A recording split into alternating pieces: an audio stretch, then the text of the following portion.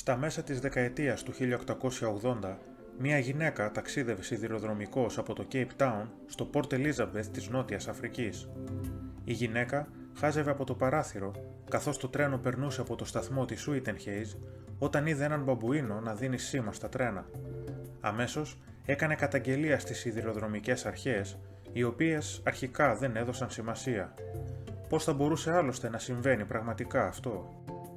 Τη δεκαετία του 1870, ο James White εργαζόταν ως φύλακας σε ένα κομμάτι του σιδηροδρόμου Cape Town Port Elizabeth της Νοτιού Αφρικής και συγκεκριμένα την πόλη Uitenhage. Ο White ήταν γνωστός ως άλτης επειδή πηδούσε από το ένα τρένο στο άλλο, ακόμα και εν κινήσει. Όμως, αυτή η συνήθεια δεν είχε καλή κατάληξη για τον ίδιο. Το 1877, σε μία από τις συνηθισμένες του βάρδιες, γλίστρισε και έπεσε κάτω από ένα τρένο που κινούταν.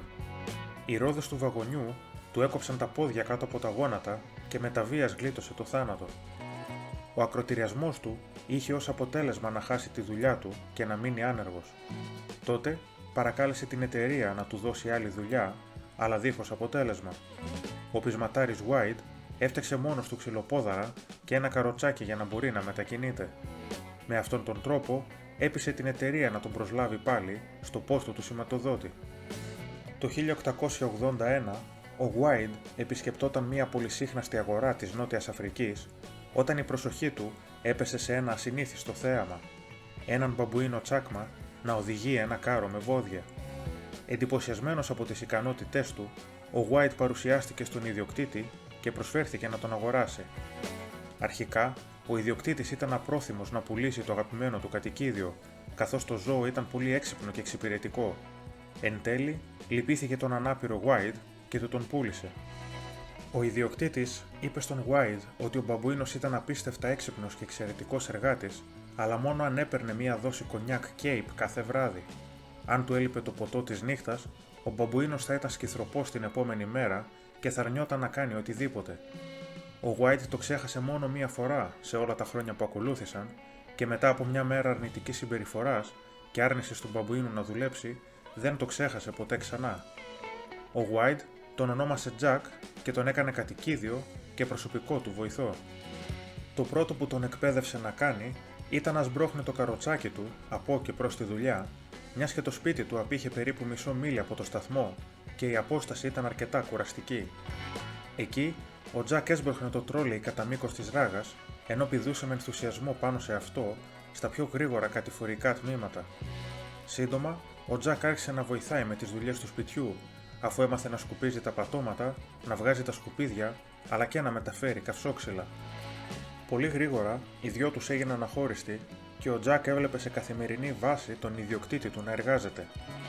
Μία από τις δουλειές του White ήταν να ξεκλειδώνει τα σημεία που επέτρεπαν τους μηχανοδηγούς και τους μηχανικούς να έχουν πρόσβαση στα υπόστεγα άνθρακα. Κάθε φορά που πλησίαζε ένας μηχανοδηγός, το τρένο σφύριζε 4 φορές. Τότε, ο White, χρησιμοποιώντας πατερίτσες, έβγαινε από την καμπίνα του και παρέδιδε σε αυτόν ένα ειδικό κλειδί. Βλέποντας το αυτό μερικές φορές, ο Jack εξοικειώθηκε με το σύστημα. Έτσι, μία μέρα, όταν άκουσε τα 4 σφυρίγματα, έτρεξε και πήρε το κλειδί και το παρέδωσε ο ίδιος στον έκπληκτο μηχανοδηγό. Από εκείνη τη μέρα και έπειτα έγινε δουλειά του. Όμως ο Jack δεν περιορίστηκε μόνο σε αυτό. Καθώς περνούσαν οι μήνες, ο White άρχισε να εκπαιδεύει τον Jack στο πώς να αλλάζει τα σήματα και ποιους μοχλούς να τραβάει, ανάλογα με τα πόσα σφυρίγματα έδιναν οι μηχανικοί του τρένου. Υπό τη στενή επίβλεψη του White, ο Jack έφτασε σε σημείο να εκτελεί άψογα τις εργασίες του. Σύμφωνα με μάρτυρες, ο White εκπαίδευσε τον μπαμπουίνο σε τέτοια τελειότητα που μπορούσε να κάθεται στην καμπίνα του γεμίζοντας πουλιά κτλ., ενώ το ζώο, το οποίο ήταν ολισοδεμένο έξω, τραβούσε όλους τους μοχλούς και τα σημεία. Το γεγονός μαθεύτηκε στους ντόπιους και πολλοί πήγαιναν και παρακολουθούσαν τον Jack εν δράση να δίνει κλειδιά και να τραβάει μοχλούς, προκαλώντας τον θαυμασμό του. Η σιδηροδρομική εταιρεία είχε μάθει ότι ο White είχε ένα βοηθό μαζί του, αλλά αγνοούσε το γεγονός ότι αυτός ήταν μπαμπουίνος και μάλιστα ότι το ζώο έκανε όλες τις δουλειές. Μία μέρα, μία κυρία που ταξίδευε από το Cape Town στο Port Elizabeth παρατήρησε ότι ένας μπαμπουίνος και όχι άνθρωπος επάνδρωνε το πόστο και έδινε σήμα στα τρένα. Αμέσως έκανε καταγγελία στις σιδηροδρομικές αρχές, οι οποίες αρχικά δεν την πίστεψαν. Από τη στιγμή που εκείνη επέμεινε, έστειλαν αντιπροσωπεία επιθεωρητών στο Ούτενχεϊς για να εξετάσουν το ζήτημα. Όταν η εταιρεία έμαθε την αλήθεια, αποφάσισε την απόλυση του White. Ευτυχώς, ο πεισματάρης White κατάφερε να πείσει τους επικεφαλείς της εταιρείας να δοκιμάσουν τις ικανότητές τους προτού τον απολύσουν. Οι δύσπιστοι επιθεωρητές αποφάσισαν να τεστάρουν τις ικανότητες του Jack με μια σειρά δύσκολων ενεργειών. Δόθηκαν μυστικές οδηγίες σε έναν οδηγό ατμομηχανής και όλοι οι συγκεντρωμένοι ανέμεναν να δουν πώς θα τα πήγαινε ο Jack. Κάθε φορά που ο οδηγός χτυπούσε την κόρνα του, ο Jack αναλάμβανε δράση και τραβούσε τον σωστό μοχλό χωρίς να κάνει ούτε ένα λάθος. Μάλιστα, ο Jack κοιτούσε προς όλες τις κατευθύνσεις ώστε να βεβαιωθεί ότι ο σωστός μοχλός είχε τραβηχτεί, το σήμα είχε αλλάξει και το τρένο ήταν στη σωστή γραμμή. Φυσικά, το αποτέλεσμα άφησε τους πάντες, πλην του White, έκπληκτους. Η εταιρεία επαναπροσέλαβε τον White, αλλά έκανε και κανονική πρόσληψη στον Jack, δίνοντάς του επίσημο αριθμό απασχόλησης και μισθό 20 cents τη μέρα και μισό μπουκάλι μπύρα τη βδομάδα. Από εκείνη τη μέρα και έπειτα, ο μπαμπούινος ονομάστηκε επίσημα σηματοδότης Jack.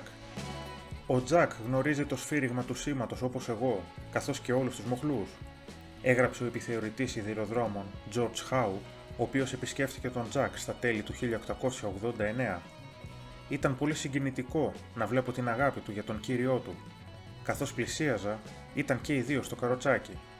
Το ένα χέρι του μπαμπουίνου ήταν γύρω από το λαιμό του κυρίου του, ενώ το άλλο χάιδευε το πρόσωπο του White. Συνεχίζοντας, ο Howe περιέγραψε και το τέλος της συνάντησής τους. Το αντίο στον Jack ήταν ένα περίεργο θέαμα. Πήγα στο τρόλεϊ για να του σφίξω το χέρι. Με κοίταξε για ένα δευτερόλεπτο, αναποφάσιστος για το αν θα μου δώσει το πόδι ή τα δόντια του. Τελικά πήρα το πόδι του και ένα γρίλισμα. Μία λέξη από τον αφέντη του και το παράξενο ζευγάρι εξαφανίστηκε στο σκοτάδι.